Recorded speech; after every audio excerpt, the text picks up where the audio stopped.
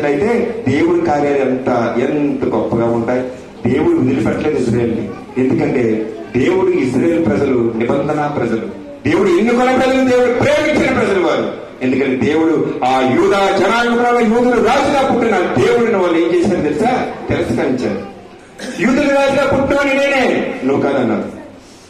మీరు చదువుతున్న లేఖనాలు దేనికోసం సాక్షిస్తున్నాయి? నా గురించే సాక్షిస్తున్నాయి, నువ్వు కాదు, నీ కోసం కాదన్నారు. నేను మోసే కంటే ముందున్న వాడును, అబ్రహాం కంటే ముందున్న వాడును.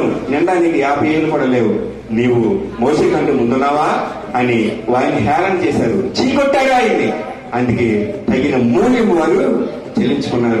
దేవుడు తన ప్రజల మధ్య నివాసం చేయడానికి వచ్చారు. వాళ్ళు అప్పటికే దేవుడు పుట్టే సమయంలో రోమా పాలన కింద నడిగిపోతున్నారు.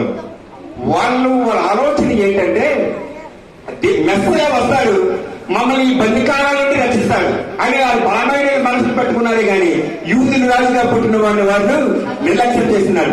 దేవుడు లోకపరమైన బంధకాల నుండి దూరపరచడానికి రాలా, ఆయన పాపము నుండి ప్రతి పాపిని విముక్తి చేయడానికి ఆయన వచ్చాడు.